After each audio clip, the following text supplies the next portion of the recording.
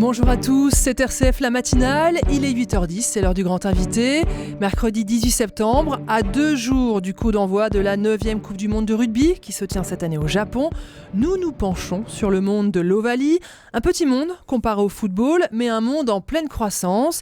Et à cette occasion, nous recevons une chercheuse en relations internationales, une spécialiste de la géopolitique du sport, qui s'apprête à s'envoler pour le pays du soleil levant, afin de suivre les performances de l'équipe de France, bien sûr, mais pas seulement. Carole Gomez, bonjour. Bonjour. Alors vous prenez votre avion demain matin, donc Exactement. Merci beaucoup d'être avec nous.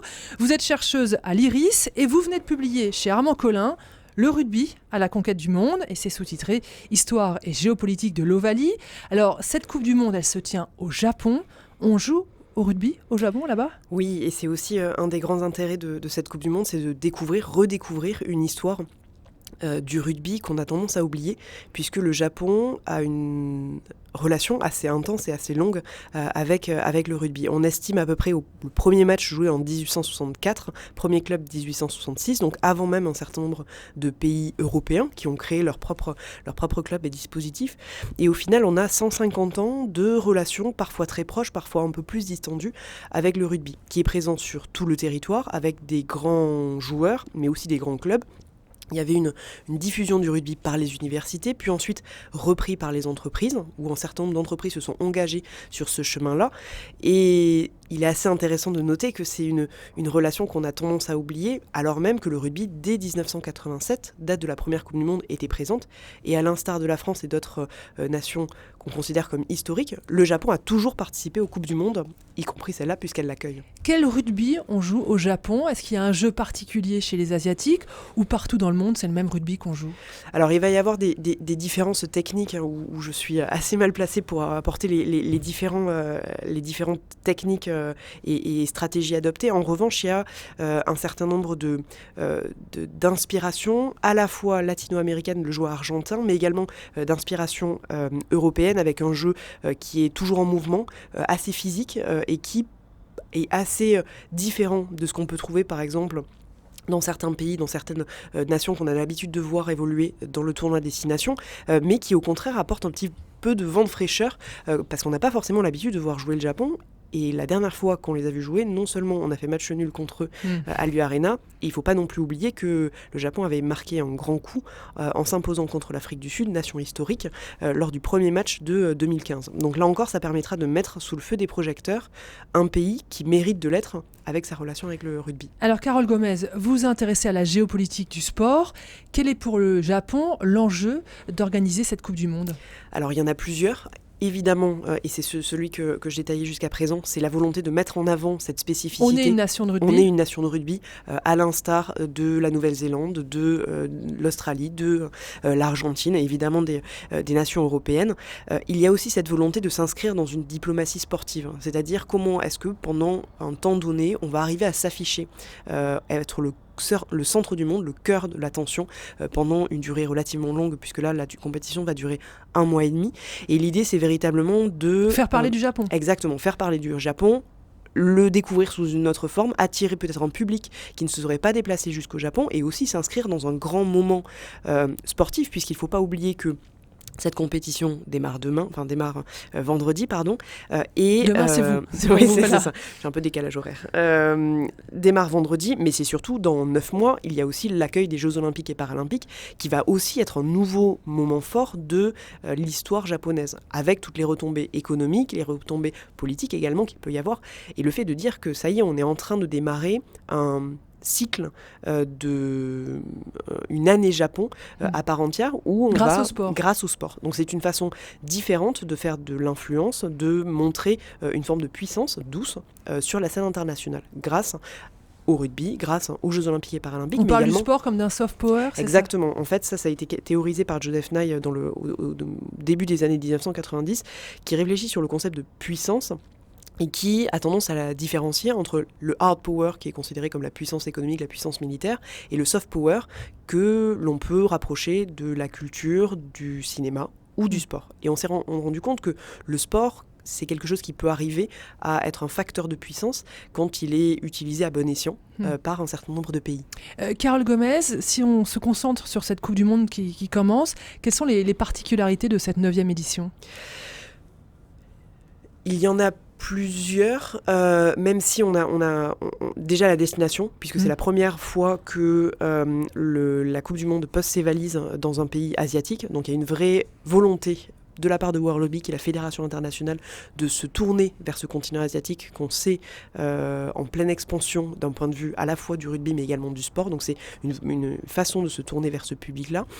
Il n'y a pas de grands changements sur la façon d'organiser les matchs, mais il y a aussi une volonté par la répartition des stades et par la répartition des rencontres de disséminer, de diffuser cet événement à travers l'ensemble des archipels. Et donc l'idée, c'est vraiment de faire découvrir un pays. Exactement. C'est pas simplement de se concentrer sur quelques villes, comme peut l'être par exemple les Jeux Olympiques et Paralympiques, qui eux vont se concentrer à Tokyo, mais au contraire de faire passer par Osaka, faire passer par Tokyo, par Hiroshima, Nagasaki, etc. Donc c'est vraiment une volonté d'afficher un pays entier.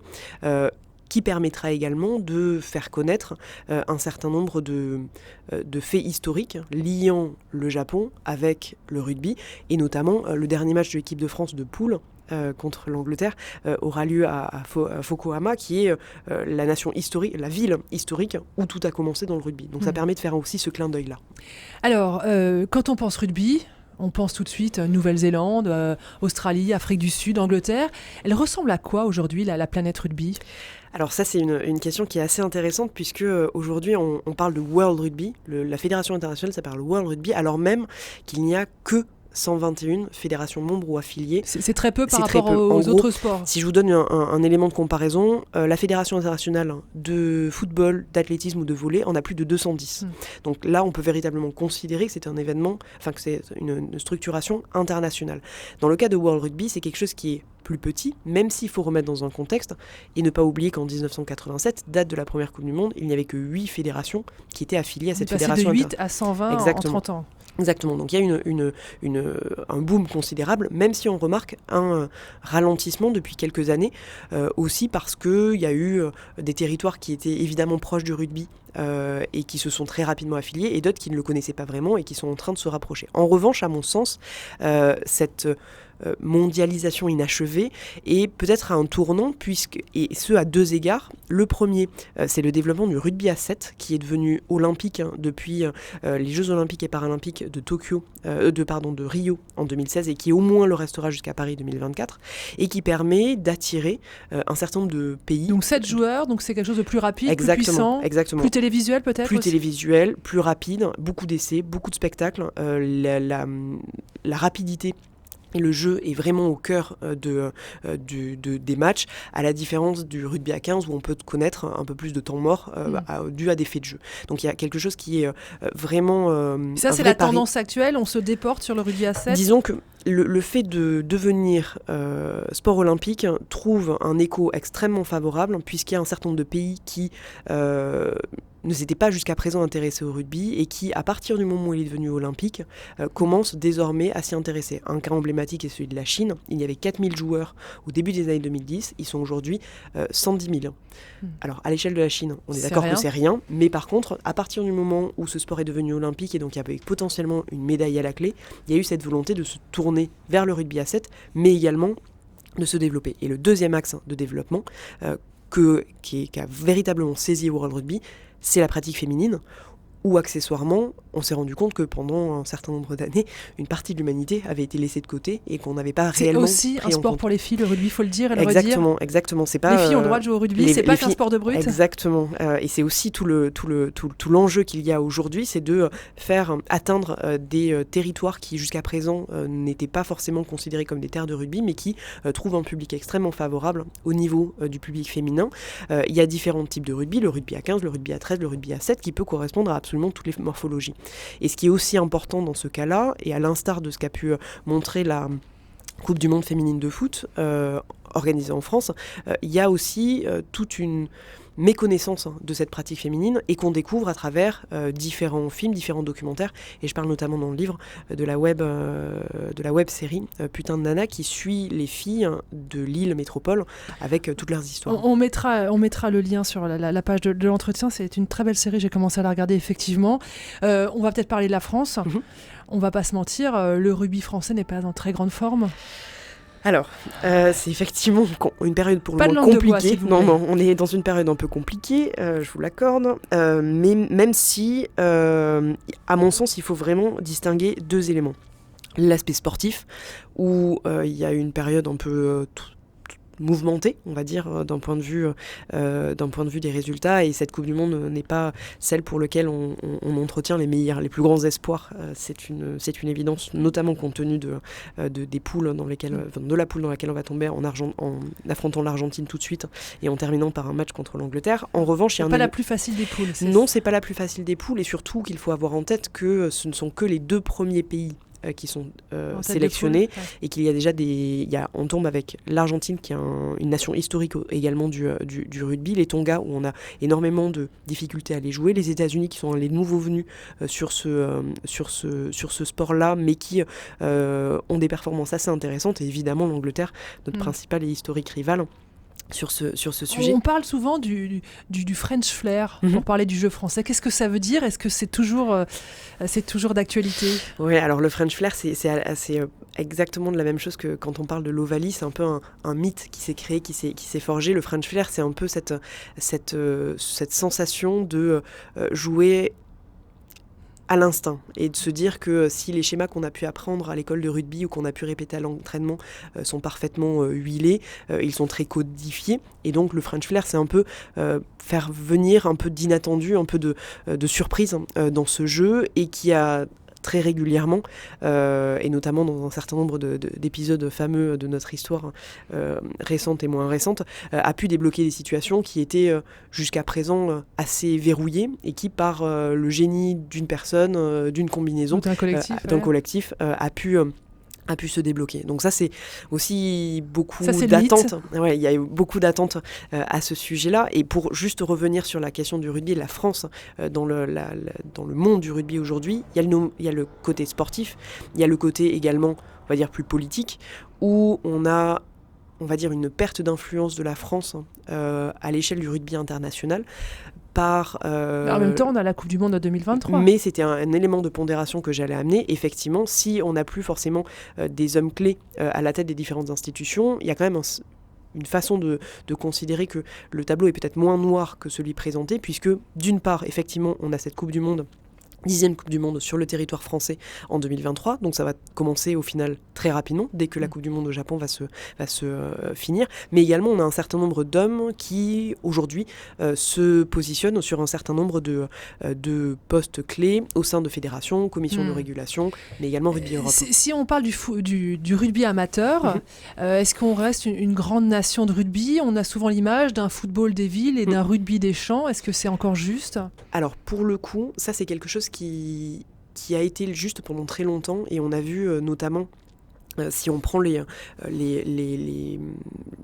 équipes qui participaient aux différents championnats, il y a une structuration extrêmement forte au niveau des campagnes, au niveau de tout le territoire et tout on va dire des territoires qui ne seraient pas forcément ouverts à certaines zones pratiques, puisque le rugby a déjà une place très importante. En revanche, on se rend compte aujourd'hui que le rugby est en train de se remétropoliser, et donc de retourner et de trouver une place dans un certain nombre de grandes villes par des clubs historiques qui sont en train de se rappeler qu'ils avaient une section C'est-à-dire rugby. qu'on est en train de perdre les racines terriennes du rugby ?